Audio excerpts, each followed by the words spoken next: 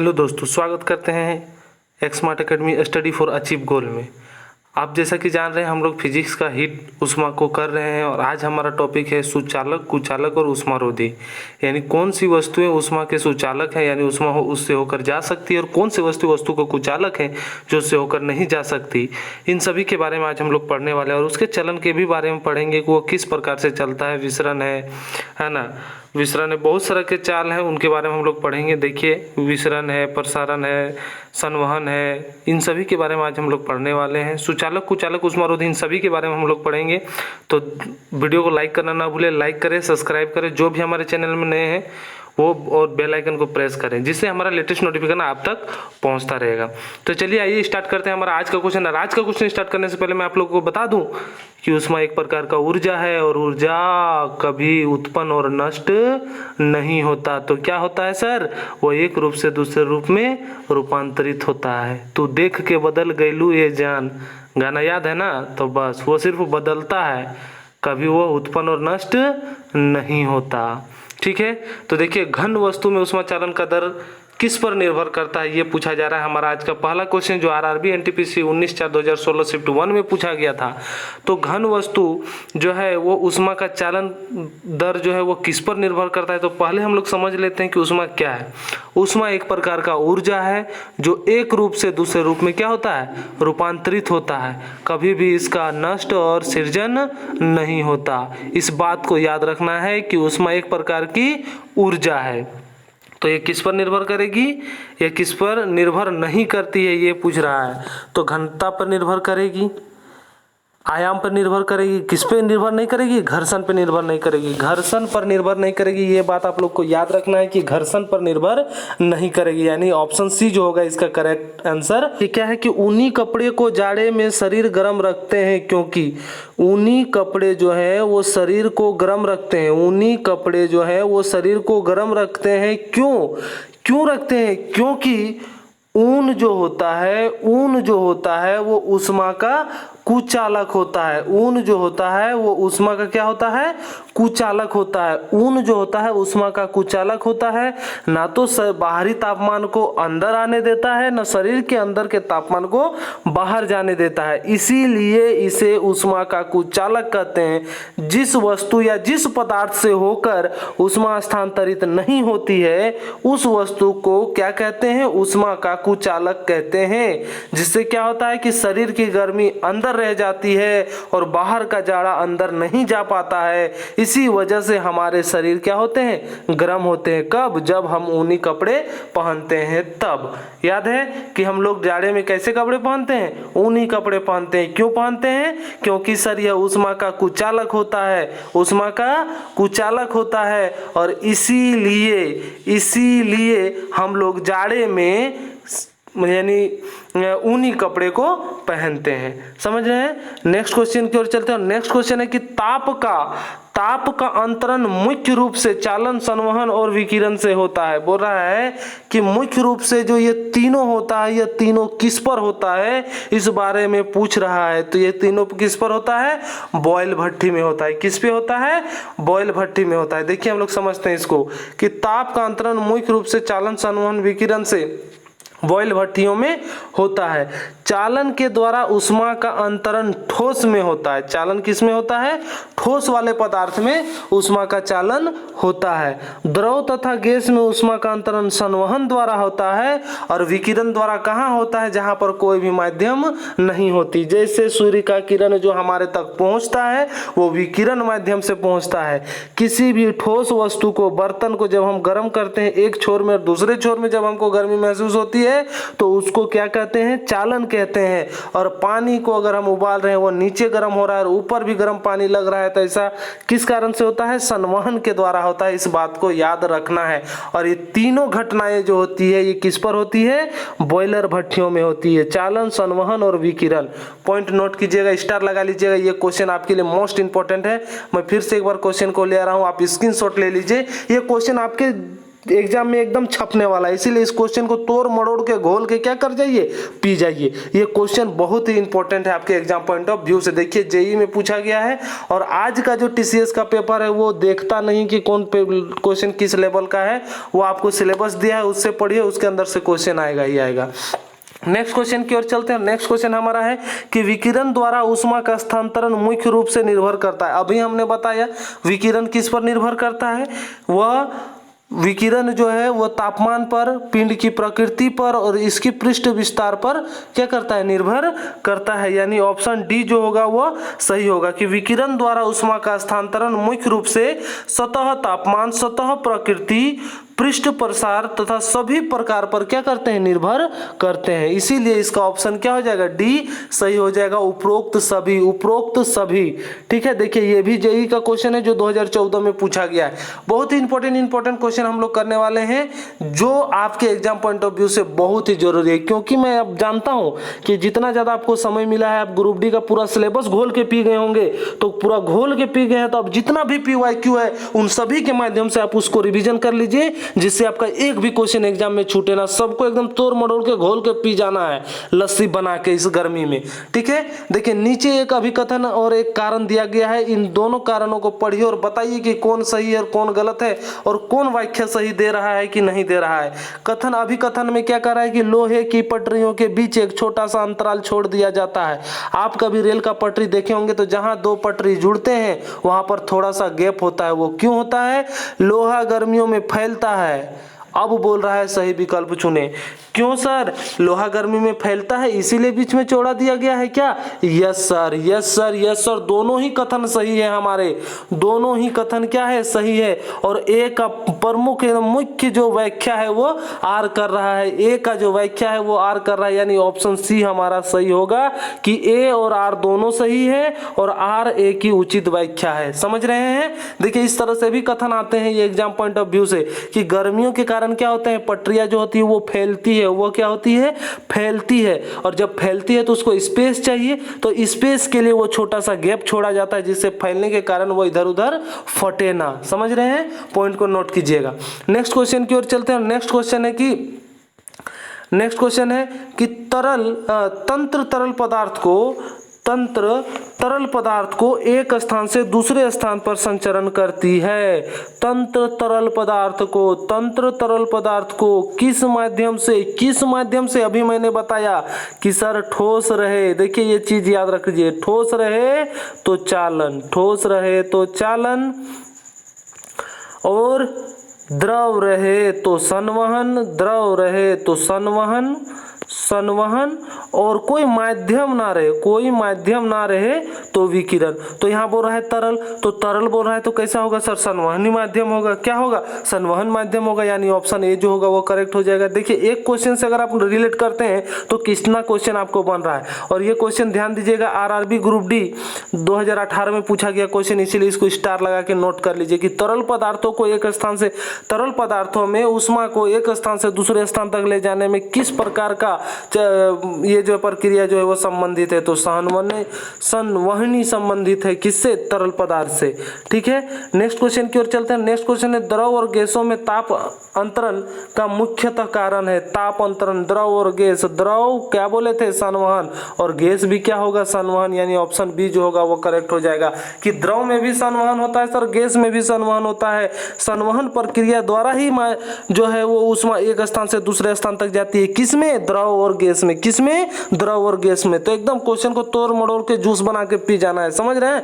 Next question की ओर चलते हैं। लाइक देते रहें दनादन और ज्यादा से ज्यादा शेयर करें, जिससे क्या होगा, हमारा फैमिली और बड़ा होगा और किसी और का भी फायदा हो जाएगा। इसीलिए एकदम जितना हो सके उतना शेयर कर दीजिए, एकदम तन दना के। ठीक है, समझ रहे हैं? चलिए नेक्स्ट क्वेश्चन की ओर चलते हैं। नेक्स्ट क्वेश्चन है कि निम्नलिखित में से कौन सा विकल्प उष्णता का कुचालक है। कौन सा उष्णता का कुचालक है? हम क्या बोले कि जिससे होकर ऊष्मा एक स्थान से दूसरे स्थान तक स्थानांतरित नहीं हो सकती, वही क्या होता है, वही कुचालक होता है। तो लकड़ी है, ऐसा हीरा में होता है, पानी में होता है, माइका में होता है। लकड़ी है सर ऐसा जिससे क्या होती है कि एक स्थान से दूसरे स्थान तक ऊष्मा को हम लोग भेज नहीं सकते इसके माध्यम से। किसके माध्यम से? लकड़ी के माध्यम से। इसीलिए हमारा ऑप्शन ए जो होगा करेक्ट हो जाएगा, क्योंकि लकड़ी ऊष्मा का कुचालक है सर। इसको लकड़ी में एक स्थान से दूसरे स्थान तक हम ऊष्मा को स्थानांतरित नहीं कर सकते। नेक्स्ट क्वेश्चन की ओर चलते हैं। नेक्स्ट क्वेश्चन है कि बोरोसिलिकेट ग्लास बर्तन का माइक्रोवेव ओवन में प्रयोग किया जाता है, क्यों? अब देखिए क्या बोल रहा है कि बोरोसिलिकेट ग्लास जो है, बोरोसिलिकेट ग्लास से बने बर्तनों का उपयोग हम लोग माइक्रोवेव ओवन में करते हैं। जैसे आप किसी होटल में जाइएगा, बोलिएगा हमको गर्म सिंघाड़ा चाहिए, है ना, पिज्जा उज्जा खाते होंगे तो देखते होंगे वो गर्म करके तुरंत देता होगा, तो किसके माइक्रोवेव ओवन पे वो आपको गर्म करके देता है। और उसमें गर्म करने के लिए कैसे बर्तन का उपयोग करता है कि बोरोसिलिकेट ग्लास के द्वारा जो बना बर्तन होता है उसका उपयोग करता है। अब वो क्यों उपयोग करता है इस बारे में हम समझेंगे। क्यों उपयोग करता है? क्योंकि वह अत्यधिक ऊष्मा प्रतिरोधी होता है। क्योंकि क्या होता है? वह अत्यधिक ऊष्मा प्रतिरोधी होता है, इसीलिए उसका प्रयोग किया जाता है जलने से बचने के लिए। समझ रहे हैं? वह अत्यधिक ऊष्मा प्रतिरोधी होता है क्योंकि वहां गर्म करने के लिए डालते हैं, और जब ये बर्तन भी गर्म हो जाएगा तो कितना दिक्कत होने वाला है ये आप समझ सकते हैं। नेक्स्ट क्वेश्चन की ओर चलते हैं। नेक्स्ट क्वेश्चन है कि इनमें से कौन सा विद्युत का काफी अच्छा चालक है। बोला इनमें से कौन विद्युत का काफी अच्छा चालक है, यानी बहुत ही अच्छा सुचालक है, उसका मित्र है, उसका दोस्त है।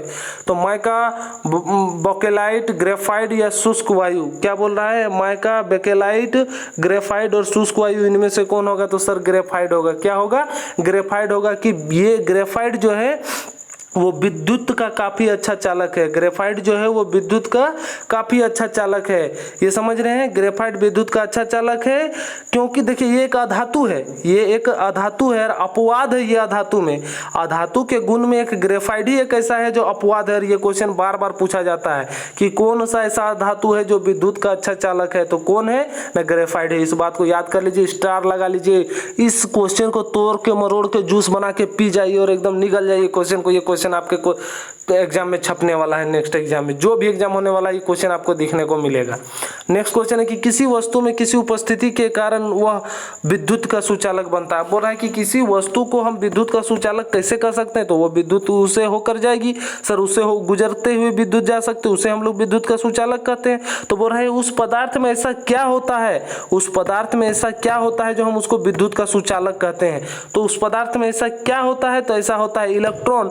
उस पदार्थ में इलेक्ट्रॉन फ्रीली मूव करते हैं, तभी उससे होकर क्या होता है कि विद्युत प्रवाहित होता है। इसीलिए हम उस वस्तु को विद्युत का सुचालक कहते हैं। तो इसका ऑप्शन सी जो होगा वो करेक्ट हो जाएगा। क्या होता है सर कि किसी भी वस्तु में इलेक्ट्रॉन की उपस्थिति के कारण ही विद्युत उससे प्रवाहित होता है। कि किसी चालक की विशिष्ट प्रतिरोध चालक पदार्थ से बने एकांक लंबाई एवं एकांक अनुप्रस्थ काट के क्षेत्रफल वाले तार पर प्रतिरोध के बराबर होता है।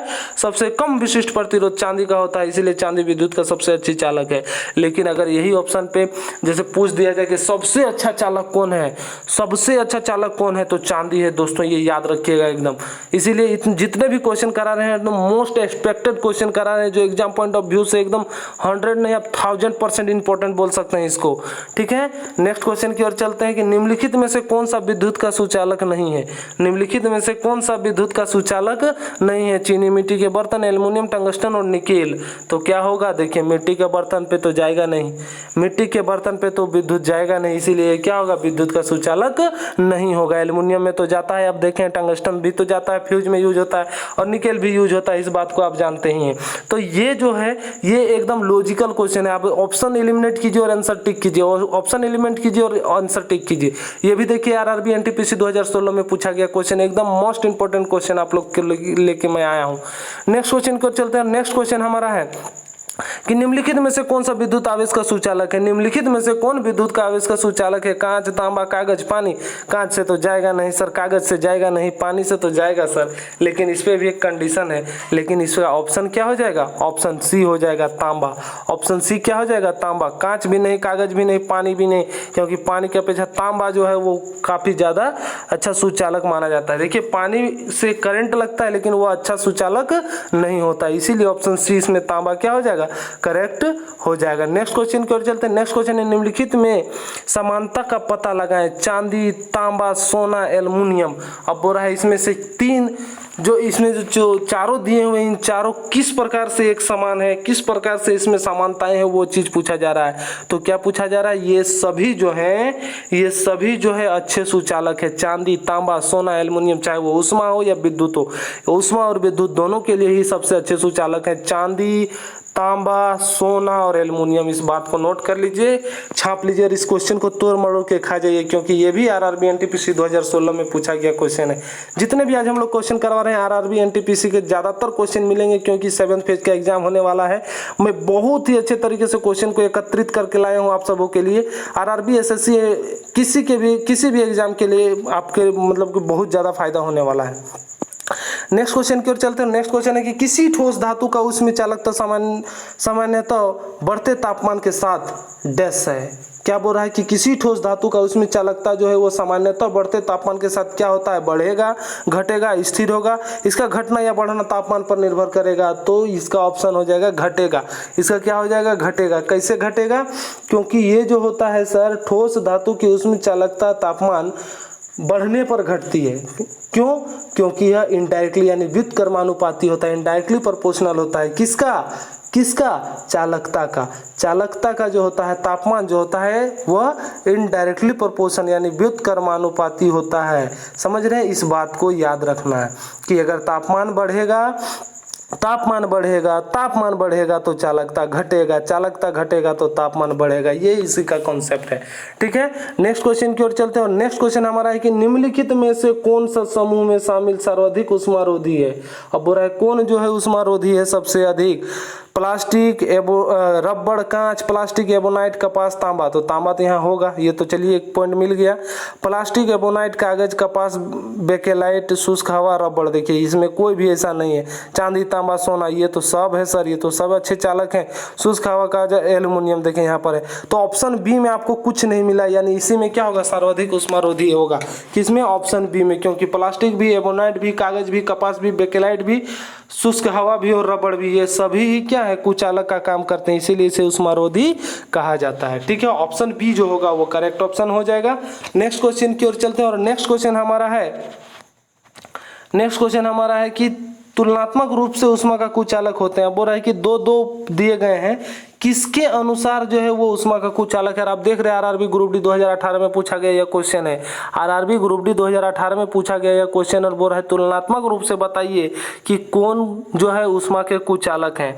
तो यहाँ पर आप देख रहे होंगे कि पीबी और एचजी कहने का मतलब लेड और पारा जो है तुलनात्मक रूप से उष्मा के कुचालक होते हैं। लेड और पारा, एल्युमिनियम तो होगा सुचालक, कॉपर भी सुचालक, कॉपर सुचालक, इसीलिए लेड और पारा जो होगा यहाँ पर कुचालक होगा। समझ रहे हैं इस बात को। नेक्स्ट क्वेश्चन की ओर चलते हैं। और नेक्स्ट क्वेश्चन हमारा लास्ट क्वेश्चन है जो बहुत ही इंपॉर्टेंट के रूप में मैंने लाया है इसको, और ये क्वेश्चन आपको याद रखने की जरूरत पड़ेगी क्योंकि आरआरबी ग्रुप डी में पूछा गया क्वेश्चन है और इसका ऑप्शन देख के आपको लग रहा होगा क्या है ये क्वेश्चन कि निम्नलिखित में से कौन सा प्रतिरोधक एक उष्मा संवेदनशील प्रतिरोधक के रूप में जाना जाता है। कि उष्मा को प्रतिरोध करने वाला, रोकने वाला किसे हम लोग कहते हैं, थर्मिस्ट, क्या है, द्विध्रुवीय, ट्रांजिस्टर और सादृत यानी कैपेसिटर, ये क्या है। तो इसका ऑप्शन ए जो होगा करेक्ट होगा। कैसे होगा सर, आइए देखते हैं कि थर्मिस्ट एक प्रकार का प्रतिरोधक है जिसका प्रतिरोध उसके ताप के परिवर्तित के कारण साथ बहुत अधिक परिवर्तित होता है। अभी हम बताएं कि चालकता क्या होता है सर। चालकता जो होता है इनडायरेक्टली प्रोपोर्शनल होता है किसका, तापमान का। किसका, तापमान का। इस बात को समझ रहे हैं। तो इसी आधार पर हम इसको आंसर जो करेंगे थर्मिस्ट करेंगे। चलिए हम लोग चलते हैं कि आज हम लोगों ने क्या कर लिया, जो भी कर लिया उसके बाद हम लोग आगे करने, देखिए उष्मा का चालन, उसमें प्रसार, संवहन हम लोगों ने कर लिया, सुचालक कुचालक उष्मारोधी कर लिया। कल हम लोग किरचॉफ्स लॉ, स्टीफन का नियम, न्यूटन का शीतलन नियम, अवस्था परिवर्तन तथा गुप्त उष्मा सापेक्षिक देखेंगे। तो एक ही बार में हम लोग सारी इसको कंप्लीट करने की कोशिश करेंगे क्योंकि ज़्यादा टाइम हम लोग के पास नहीं है। हमको बायो भी करना है, केमिस्ट्री भी करना है, सब एक एक करके हम लोग करने वाले हैं। तो जो भी हमारे चैनल में नए हैं चैनल को सब्सक्राइब करें, बेल आइकन को प्रेस कर लें और पीडीएफ के लिए आप हमारे टेलीग्राम में जुड़ना ना भूलें। और प्रीवियस वीडियो में बहुत अच्छे जैसे अभी आपको हम बताएं कि उष्मा एक प्रकार का ऊर्जा है, ये स्थानांतरित होता है, ये नष्ट और सृजित नहीं होता। इसका एक सेपरेटेड क्लास मैंने लिया हुआ है जिसका प्लेलिस्ट डिस्क्रिप्शन में डाला हुआ है, आप वहाँ से जाइए और एकदम ध्यान से आप उस सारे वीडियो को देख डालिए, जिससे आपका पूरा फायदा हो जाएगा। और नोट्स बनाने के लिए पीडीएफ भी आपको मिल जाएगा हमारे टेलीग्राम ग्रुप से एक्समार्ट एकेडमी का, वो आपको लिंक भी दिया हुआ है, लिंक से भी जा सकते हैं, या फिर डायरेक्ट आप सर्च करेंगे टेलीग्राम में एक्समार्ट एकेडमी स्टडी फॉर अचीव गोल और आपको मिल जाएगा हमारा टेलीग्राम चैनल। उसमें बहुत सारे स्टडी मटेरियल और प्रीवियस ईयर क्वेश्चन है। फेसबुक पेज को फॉलो करना ना भूलें, क्योंकि उसमें प्रीवियस ईयर का क्वेश्चन डाला हुआ है, आप वहां से क्विक रिवीजन कर सकते हैं। और जिसने भी अभी तक लाइक नहीं किया है, ध्यान से लाइक करें, लाइक करना जरूरी है आपके लिए, ये आपका अधिकार है। और शेयर तो इतना करें कि आपके जैसे जैसे बहुत सारे बच्चों को इसका लाभ हो जाए। तो आज हम लोगों ने किया ऊष्मा का चालन, प्रसार और संवहन, जो हम लोग का बहुत ही अच्छा टॉपिक रहा। हमारे वीडियो में बने रहने के लिए बहुत बहुत धन्यवाद।